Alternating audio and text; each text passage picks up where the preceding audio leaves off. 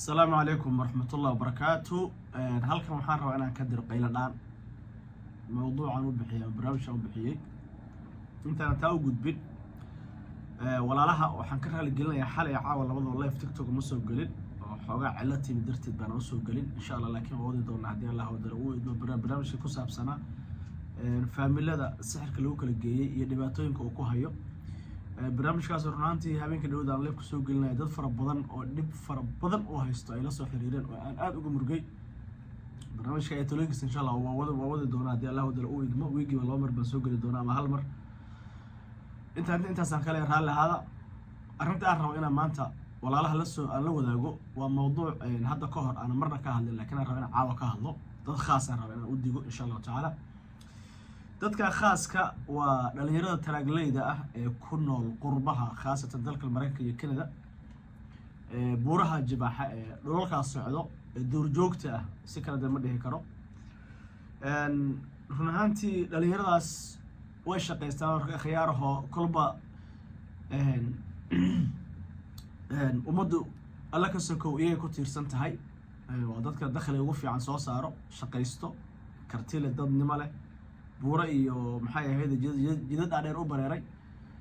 dhibaatooyin marka waxa haysta aysan ku baraarugsanayn oo run ahaantii aad u fara badan hadan idila hadlayo waxa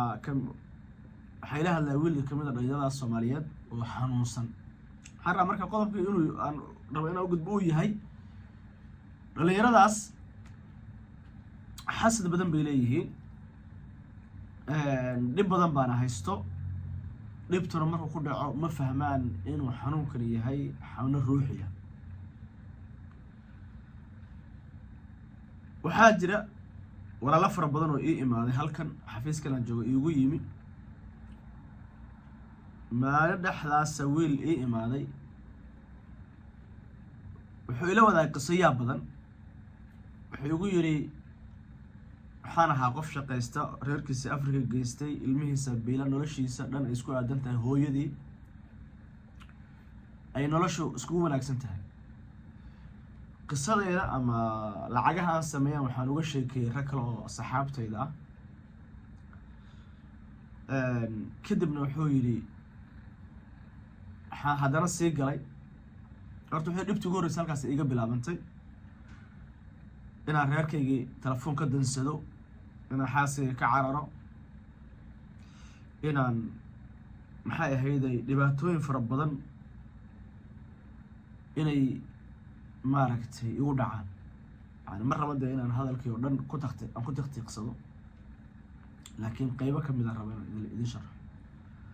wuxuu marka xaaskayga inaan naco telefoon ka jarto ilmihii biil ka jaro guri ku soo ururo dadkii ii jeclaa hooyada walaalahay dhinaan ka cararo marka waxaa wada wiilkaas qof faamilkiisa wado iyo xaaskiisa Allah barakeeyo oo markaas soo heleen xogaa sidii soo dhamay markaas dhibta labaad oo arrintaas inaan saan noqdo ii sababtay waxaa jira bahal ila Clubhouse oo dadku khaasan taraagleyda ay ku xiriiraan iyo dad badan oo asxaab sharaar maaratay sharaar ay ku xiriiraan baa jiro bimacna asxaab al-ashraar xirnamaan aan la sheekaysanay gabar kamid gabdhaha Soomaaliyeed baa xoogaa isku yar doodnay oo kaftanay waxay ugu tirinayahay wallahi haddaan waxaan awoodi karaa inaan muraayada inaan ku imaado yani had kasaan ku dhaysay ugu iman kartaa aniga telefoon ka hadli karnaa وهي وحيرو هدم كل ما بيتري والله ما أود والله عدو عرض والله واد ضدنا وحيرو حد على مركب جاري مضي ويلي مرايد دي سنة أركي واحد مدو وصاع صوف ولا فتبت من هذا الكويري نحيل مركب هالكاسان كبل عبد نباتوين كي هانكي توصناي الشقي سنة أي البزنس كي سوتي إنه ليش يسوي قروح بالميد غير كي سررتي إنه ليش أنا أقول لك صوقه هركي كعرره الماء كأمصه bal adiga qiyaas aaba Soomaaliyeed ilmihiis telefoonka xirnaa biil aan haysan kira aan haysan waxba aan haysan ka cararay ka kaliya ma aha dhalinyaro fara badan waxaa jira taraaglayaal ah 1 iyo 2 iyo 3 iyo 4 wallahi xataa waxaan soo koobi karmaa hooyo iyo aaba Jarmaan oo halka ila fadhiyay iyagana 4 carruur may ugu dhanbaa wiilka u joogto waa taraagle hal mar buu soo kala wareegay dhalinyarada Soomaaliyeed marka ay taraagleyda marka koobaad horta xasad badan bay leeyihiin nima yahow afkeena xidha wuxuu ilaahay idin siiyeyna ilaahay subxaanahu wa tacaala ku mahadiya qarsada waa xadiiska nabi sallallahu alayhi wasallam arrimihiina sir u kaalmaysta bilkitmaan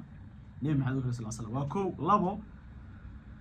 waxaad maraysaa nolosha diintu ay degan tahay oo waxaa jira jiman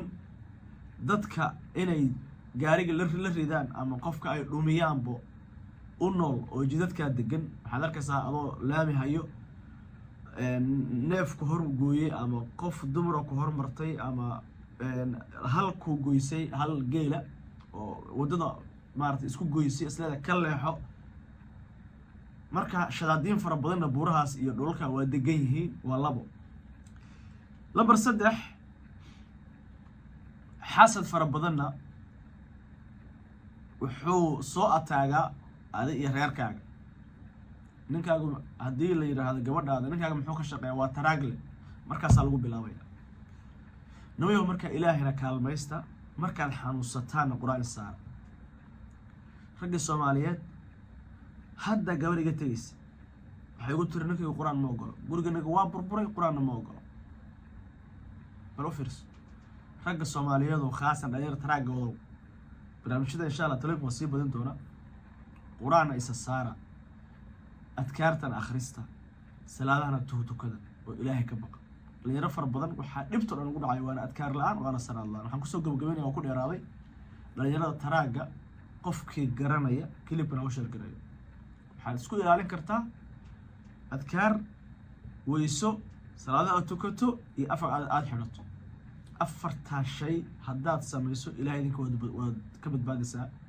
dhibta iyo xasadka ku haysta qur-aan isa saar haddii uu dhib ku haysto asalaamu calaykum waraxmatullaahi wabarakaatu